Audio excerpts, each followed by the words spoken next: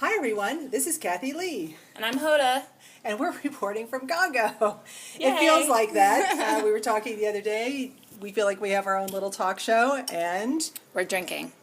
In honor of Kathy Lee and Hoda. So here's to them. And another successful day in Congo. Although it's Congolese beer instead of wine. Yeah, so Mutzig. And apparently you can't get this in the States, but this is the Grand. Yeah, so we're sharing. We're sharing. No worries.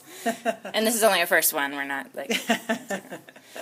Okay, happy to be back and tell you a little bit about our day. We promised ourselves and each other that we would make this faster, which I think just means we talk faster. It's not that we cut anything out, but we'll try to keep it shorter. We had a really busy day, so... Yeah, and a little sleep, so... Yeah, really, it's crazy. So we started out our day at the hospital, as it has been going, and it was good. But we were supposed to have a driver provided by the hospital, and as things go, he was late, an hour late. Congolese time, I guess. I don't know. I don't know. Everything has been going pretty according well, to plan, yeah, but this is the first time. Yeah, he was totally late, and we were on a really tight schedule because Leanne had to get back for an important meeting. We'll talk about that later, but. So we were all stressed out, like, we have to get to all these women and cover all these things, and he's late, but anyway, we started at Maison Dorcas. We shot some B-roll, some footage of women in their classes. So Maison Dorcas provides some training and schooling for women, some women from the community, some women who are from the hospital, and just kind of a bunch of different kinds of people who are there and want to take them, I think, for free. Yeah, and so Maison Dorcas, for those of you that don't know, is the transit house for Panzi Hospital. So when a woman finishes her treatment, she goes on to Maison Dorcas. And it's a chance for them to learn some skills before they go back into the community. So we visited a sewing class, a literacy class, and some basket class. And some of them are on the actual campus of the Maison Dorcas near the hospital, and some of them are actually out kind of in the community. And so it was really neat. We got a lot of good footage. I was really excited. We saw some kids and some women, and they were all really happy to see us, so that was great. And this is one of the things that Panzi Foundation USA focuses on is Maison Dorcas. That's what Dr. Mukwege has asked us to focus on, is Maison Dorcas. So there you go. And then after that, our driver took us way out to, it's still technically Bukavu, but it was kind of out near where you actually catch a boat to Goma, and so near the harbor, and it was a beautiful view of the lake, but we had to climb about 1,000,000 stairs, and we felt like mountain goats. It was really scary. It was not just stairs, it was like loose gravel, and it was really steep, and you should have seen us. We were like panting. We had these backpacks on, and we're like... It was a little treacherous. I just stayed focused straight ahead. I didn't look to the side because there was just a sheer drop off. It was scary. it was a really, really steep incline, and there's a path, but it's all terribly worn and rutted, and so you kind of go from, like, former, I don't know, little anthill to next anthill is what it feels like. It's not easy. Scary. Yeah. And then, of course, so Leanne and I are like panting and freaking out, and then we've got our translator Ali, who's just like no, like jumping around. Breaking a sweat. He's fine. And then also we had someone else from Maison Dorcas who was with us, and is a woman who was wearing high heels, doing the exact same thing. Totally fine. She was no problem. No, put us to shame. It was sad. But it was a beautiful view of the lake, and then when we got up there, it was totally worth it. We got to see this women's group that was at someone's house, and she had been able to purchase her house because of microloans and because of the training that was provided through Maison Dorcas, and we got to interview her and then see the women. They waited for us an hour late, and showed us how they tie-dyed clothing, and we bought some. Oh yes, absolutely. Show and tell. We bought some. She got a shirt. I bought some just fabric. Yes, yeah. So we got some of that, but the process was really amazing, and then we got to talk to Charlotte.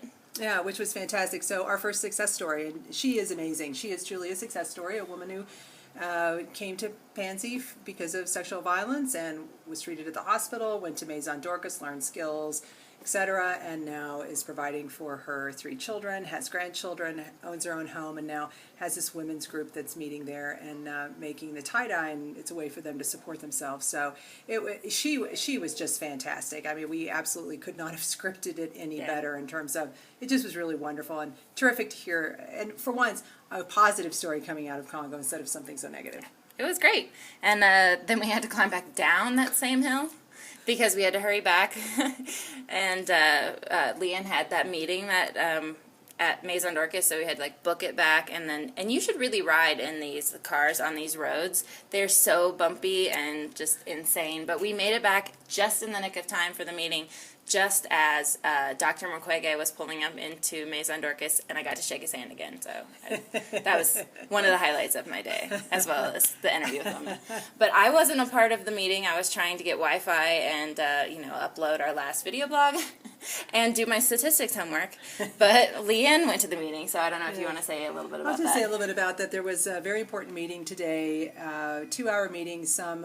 There are 3 primary supporters of Maison Dorcas. So the funders are Panzi Foundation USA, NCA, Norwegian Church Aid, and PMU, which is an organization, a nonprofit out of Sweden. So the Norwegians, the Swedes, and the Americans. Woo-hoo. So the 3 of us were at represented a very important meeting today. The Norwegians actually had some representatives who came in from Norway for this, and Dr. Mukwege was present, Mama Zawadi, just a room full of, all the key people with respect to Maison Dorcas, because they're going to have their official opening in September, and the building's not quite done yet. It's close. We need a little extra money, so the retaining wall needs to be built before rainy season starts, and all these practical sorts of things. Still don't have all the equipment for the kitchen, so these other things that need to happen. But it was a great meeting, and I'll tell you what, it's just...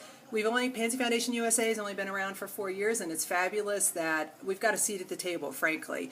And so to be invited to that was really validating in terms of, our significance in the work that we're doing, that we're actually being productive. So it was a great meeting, very productive.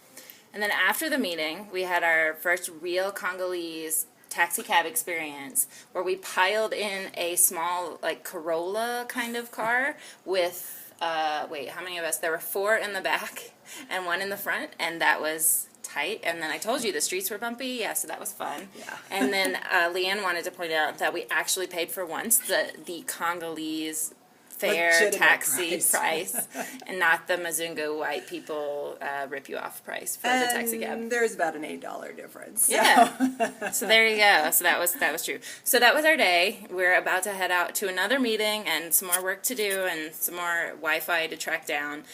But tomorrow is a big day. It's Saturday, but we're still working. So we've got our big interview with Dr. Mukwege for the documentary. We're super excited about that. Mm-hmm. Yay! And then one more important meeting. You want to tell her about that? Well, Nima, and how do I say her last name? Namadamu. Is just this amazing, amazing Congolese woman who suddenly is kind of been, I guess... She's got status now in terms of her advocacy work. She was stricken with polio as a child. She's restricted to a wheelchair, but is just this amazing, amazing advocate on behalf of women's rights in Congo. And she was at the summit in London recently, and she has a Twitter account. She's like doing all these things and really becoming a voice and a force. She has a center here, so we're really fortunate we get to meet Nima tomorrow, and she honestly is one of my personal heroes, so I'm very excited about this. We're very looking forward to that, so that's tomorrow. We're also planning to shoot more B-roll around the hospital and meet some of the other doctors and shoot more B-roll and all that stuff, so it should be a busy day. And we're excited. We're looking forward to it. Great. So we got to go. We already went 3 minutes longer than we were supposed to, but... Thank you again. Yes, cheers. Here's the Congo. Yes, all right. We'll talk to you later. Bye. Bye. Bye.